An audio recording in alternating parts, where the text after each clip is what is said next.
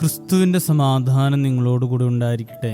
വചനകിരണത്തിലേക്ക് ഏവർക്കും സ്വാഗതം. പലപ്പോഴും തോന്നിയിട്ടുണ്ട്, എങ്ങനെയാണ് പരിശുദ്ധ മറിയത്തിന് ഇങ്ങനെ സഹിക്കാൻ കഴിഞ്ഞതെന്ന്. സ്വന്തം മകനെ ചാട്ടവാറുകൊണ്ട് അടിച്ച് രക്തം ഒലിപ്പിച്ച് നിൽക്കുന്നവനായി കണ്ടിട്ടും കൺമുൻപിൽ കള്ളന്മാരുടെ കൂട്ടത്തിൽ ക്രൂശിച്ചു കൊന്നപ്പോഴും എങ്ങനെ ഇത്രയധികം വേദനകൾ ഉള്ളിൽ കടിച്ചമർത്തി എന്ന് ചിന്തിച്ചു പോയിട്ടുണ്ട്.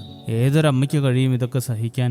മറിയത്തിന്റെ സഹനത്തിന്റെ ബാല്യപാഠങ്ങൾ നസ്രത്തിലെ കൊച്ചു ഭവനത്തിൽ നിന്ന് ലഭിച്ചതായിരുന്നു. ഇതാ ഞാൻ കർത്താവിന്റെ ദാസി, അവിടുത്തെ ഇഷ്ടം പോലെ എനിക്ക് ഭവിക്കട്ടെ എന്ന് പറഞ്ഞ് ദൈവ ഇഷ്ടത്തിനെല്ലാം വിട്ടുകൊടുത്ത മറിയം ആ മംഗളവാർത്തയുടെ അപകടാവസ്ഥയെക്കുറിച്ച് എത്രമാത്രം ബോധവതിയായിരുന്നു കാണും.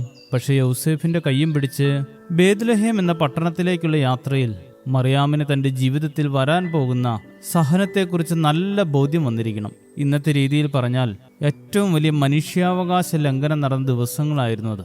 ഒരു സ്ത്രീയുടെ എല്ലാ അടിസ്ഥാന അവകാശങ്ങളും ലംഘിക്കപ്പെടുന്ന അവസ്ഥ, അവഗണന, ഒറ്റപ്പെടൽ, ശാരീരിക ബുദ്ധിമുട്ടുകൾ, പ്രാണഭയം, ഇങ്ങനെ ജീവിതത്തിൽ ഒരിക്കൽ പോലും പ്രതീക്ഷിക്കാത്ത പ്രതിസന്ധികൾ കടന്നു വന്നതാണ് മറിയത്തെ കരുത്തുള്ളവളാക്കി മാറ്റിയത്.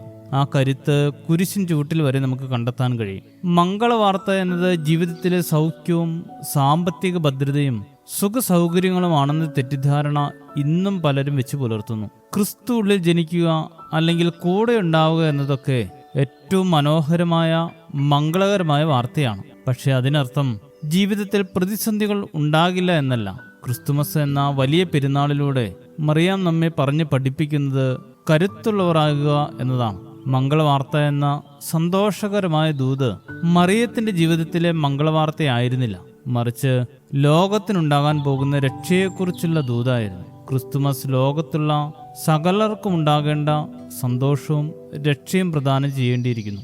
അവിടെ മറിയത്തെ പോലെ ലോകത്തിന് ക്രിസ്തുവിനെ കൊടുക്കുവാൻ കഴിയുക എന്നതാണ് മംഗളകരമായ കാര്യം. സ്വന്തം ജീവിതത്തിൽ ഉണ്ടാകാവുന്ന കഷ്ടതകൾക്ക് അവിടെ പ്രാധാന്യമില്ല. ക്രിസ്തു നിമിത്തം കഷ്ടത അനുഭവിക്കുന്നവർ ഭാഗ്യവാന്മാർ, അവരുടെ പ്രതിഫലം സ്വർഗത്തിൽ വർദ്ധിച്ചിരിക്കുന്നു. മത്തായി 5:11-12 വാക്യങ്ങൾ. ക്രിസ്തുമസും മംഗളവാർത്തയും നമ്മെ ശക്തരാക്കി തീർക്കട്ടെ, കരുത്തുള്ളവരാക്കി മാറ്റട്ടെ, പ്രതിസന്ധികളിൽ ഉറച്ചു നിൽക്കുവാൻ സഹായിക്കട്ടെ.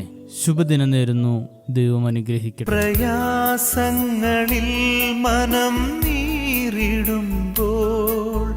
നാഥ നീ കൂടെയുണ്ടാകണേ.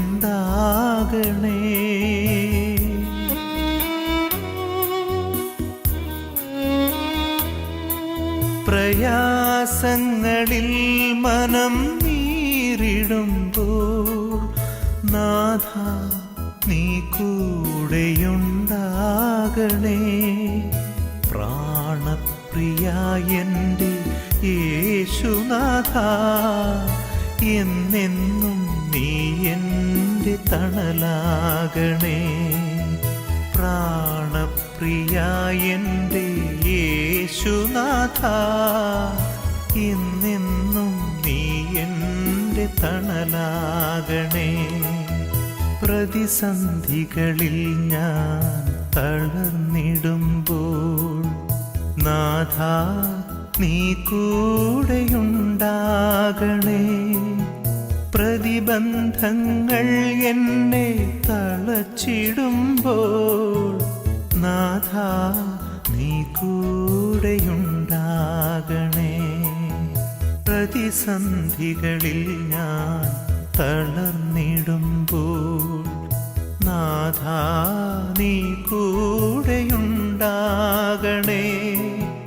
പ്രതിബന്ധങ്ങൾ എന്നെ തളച്ചിടുമ്പോൾ നാഥ നീ കൂടെയുണ്ടാകണേ.